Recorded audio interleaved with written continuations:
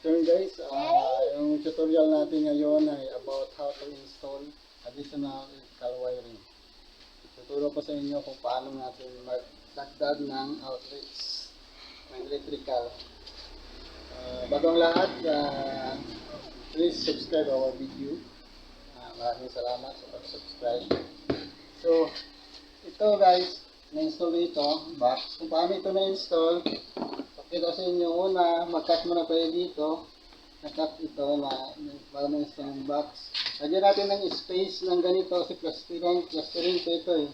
Para pag salpak nito, eksakto, yung plastering hanggang dito, eksakto ito. Kaya kailangan naka-osli ng konti yung box.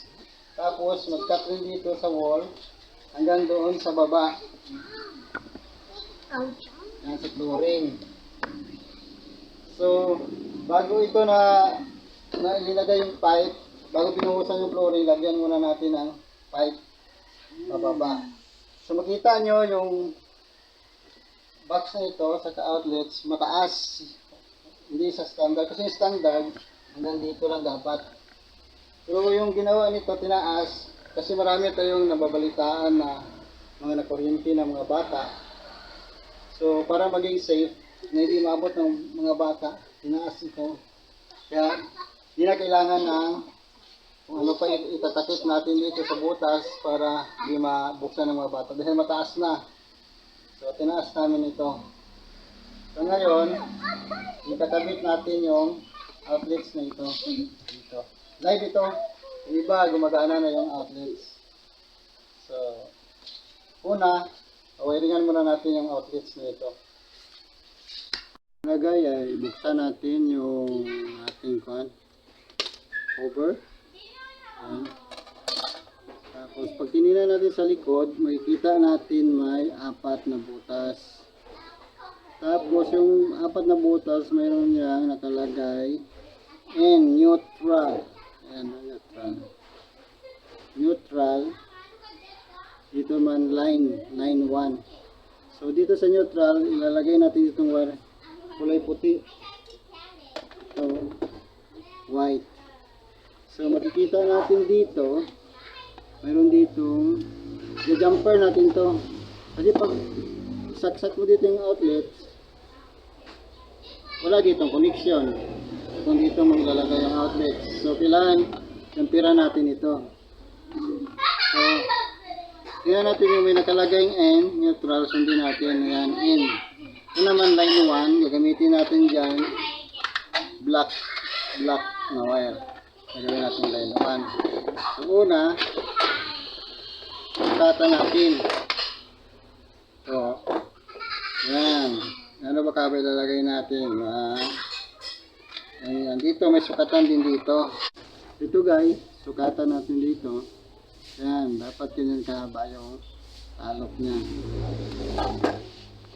Ano yun guys, yung black. Sukatan natin gano'ng kahaba. Ito, may sukatan ito. Yan. Tapos, cut natin dito. Yan. Para makat.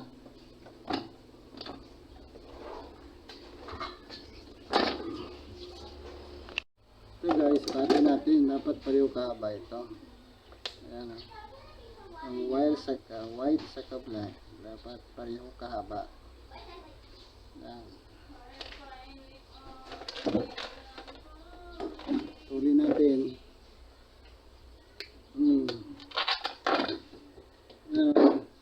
Sukatin natin dito. Gano'ng kahaba yung tatalopan natin.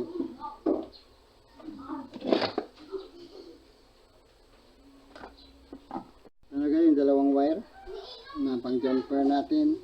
So itong puti, ilalagay natin dito sa neutral. Ayan, may makita tayong N, neutral. Ito natin ilalagay, ito jumper. Ayan, i-press lang natin. Wala yung tornilyo. Yung iba mayroong mga screw dito.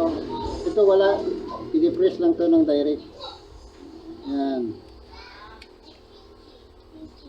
Pasok natin dito. Yan. Yan ang jumper. neutral, white. Ito namang black, ganun din. Tutusokin natin dito sa kabila. Yan. Tapos sa kabilang side naman. Yan. Yan. Nalagyan na natin ng jumper. Black and white. So, punta na tayo doon sa ating outlets na installan. Ikakabit na natin ito. So, na guys, yung kakabitan natin na outlets. So, live ito. Isa lang muna tanggalan natin ng tape. Yan. Live ito. Yan. Sa mo tinukti, yan ang gusto. Para sa ayan, naka-wall pa. Naka-ikot pa. Yan. So, check natin. Check natin.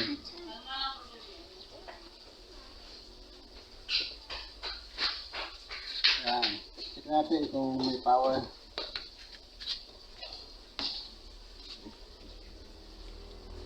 Ano? Nakita yung ilaw. Ano light? Yung ilaw. So, yan. Hello, I have my own jacket. So, kailangan para sa i-off natin yung breaker. Tama tayo lang sa breaker. Dito na tayo sa kanyang panel board. So, buksan natin ito. So, yan. So, walang marking kung saan dito. So, try natin i-off to. Para safe.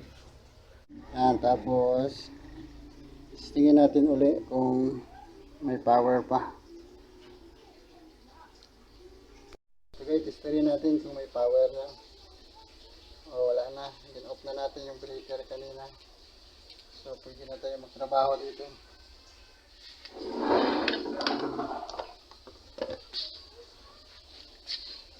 So, tuloy na natin dito kasi.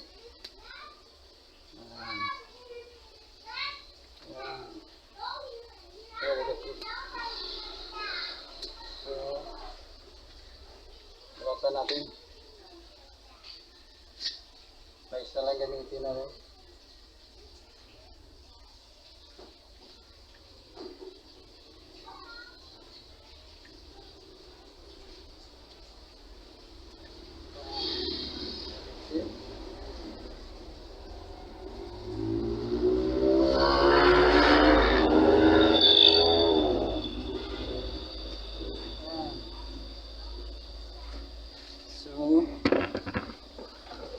Ano natin gagawin guys? Ito yung black. Tapos na natin kanina wiring yan. Connect natin dito sa ito yung line niya. Ito yung may power. So i-connect natin dito. Yan. Please lang natin. Yan. Tapos ito naman. Palatan din natin itong negative. Negative side.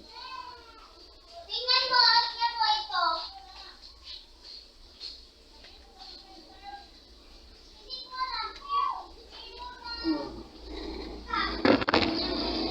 Tapos dito naman natin ilagay sa kabila sa neutral. So yung neutral niya yung green.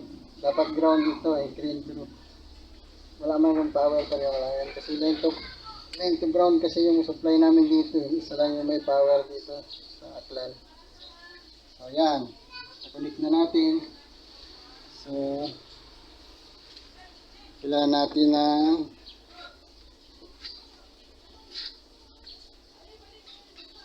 kabit natin dito.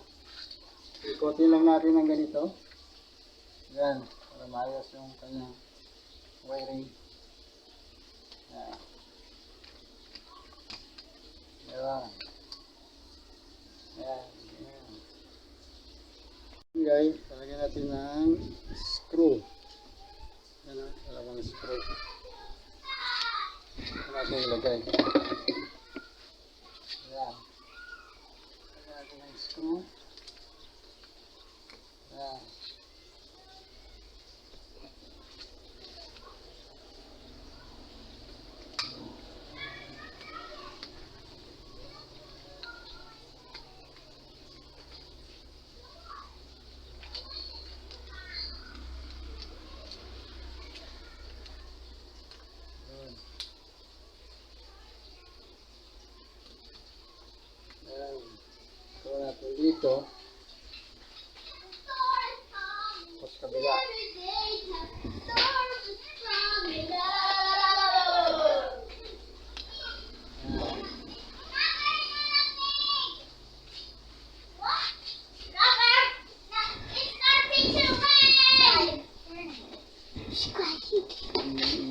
banding natin para sa kabila naman para balance.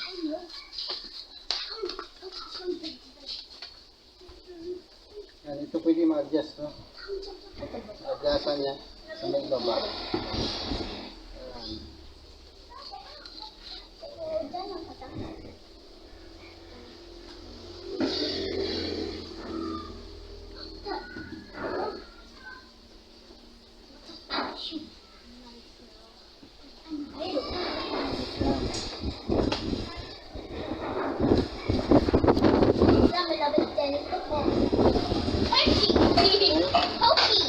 Tuwid na natin ng complete.